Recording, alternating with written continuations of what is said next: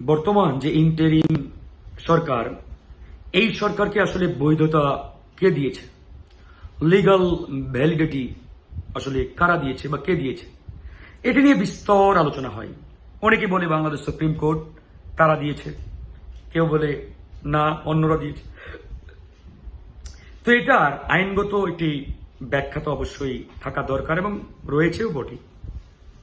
যেমন ধরেন, এই সরকার ক্ষমতা নেওয়ার আগে বাংলাদেশ সুপ্রিম কোর্টের একটি রেফারেন্সের মাধ্যমে তারা দায়িত্ব নিয়েছেন।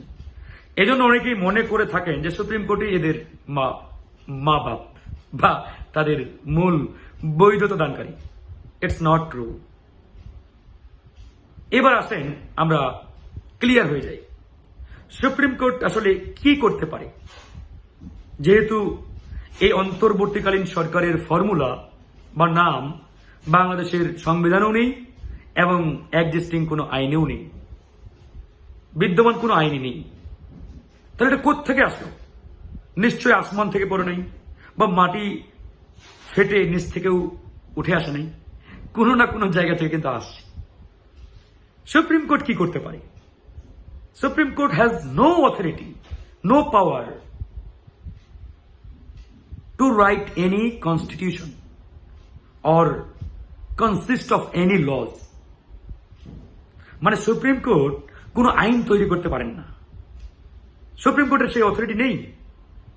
আবার সংবিধানও সুপ্রিম কোর্ট লিখতে পারেন না, সেই পাওয়ার, অথরিটি, রাইট কোনোটাই নেই। তাহলে আসলো থেকে? আবার সুপ্রিম কোর্ট করতে কি পারে, এই ব্যাখ্যাটাও অনেকে হয়তো জানেন না। সুপ্রিম কোর্ট মোটা দাগে দুটো কাজ করতে পারে। নাম্বার ওয়ান, আইনের ব্যাখ্যা দিতে পারেন।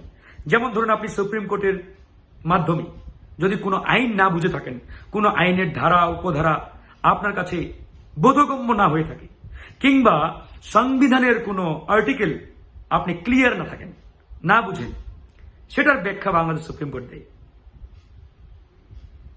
সেকেন্ড, আইন মূলত তৈরি করেন বাংলাদেশ জাতীয় সংসদ অর্থাৎ পার্লামেন্ট। পার্লামেন্টে যে আইন তৈরি হয়, সেই আইন যদি বিদ্যমান কোনো আইন বা অন্য কোনো আইনের সাথে সাংঘর্ষিক হয়, তাহলে ওই সাংঘর্ষিক অংশটুকু সুপ্রিম কোর্ট বাতিল করে দিতে পারেন। এর বাইরে সুপ্রিম কোর্ট আর কিছু করতে পারেন ওই জায়গায়। আর সুপ্রিম কোর্টের মূল কাজ বিচার করা।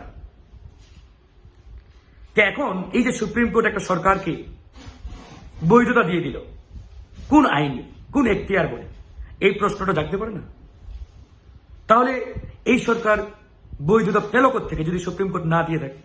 নিশ্চয়ই কোনো না কোনো জায়গা থেকে অবশ্যই এই সরকারের একটা ভ্যালিডেশন বা বৈধতা আসছে। সেটা কি? সেটা ছাত্র জনতা তথা সরকার নয়, জনগণ। জনগণই বা কিভাবে বৈধতা দিল? কোন পাওয়ার বলে, কোন নিয়ম বলে, কোন আইন বলে? এই প্রশ্নটাও করতে পারে। সেই প্রশ্নের উত্তর হচ্ছে ডক্ট্রিন অফ নেসেসিটি। এই থিওরি বলে, এই ডক্ট্রিন বলে। এই ডক্ট্রিন পৃথিবীর বিশ্বব্যাপী প্রতিষ্ঠিত, এস্টাবলিশড একটি ডক্ট্রিন।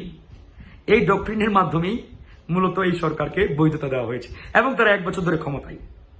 এখন সরকার জনগণের বৈধতা নিয়ে ক্ষমতায় আসছে, কিন্তু জনগণের বিরুদ্ধে গিয়ে কাজ করছে। এখানে আমাদের আপত্তি, এখানে আমাদের সমস্যা। রাজনৈতিক দলগুলোর কাছে হেলে পড়ে যাচ্ছে, নতি স্বীকার করছে। এখানে আমাদের আপত্তি, এখানে আমাদের মূল ডিবেট। সরকার যদি জনগণের কথা শুনে, আমরা স্যালুট জানাবো।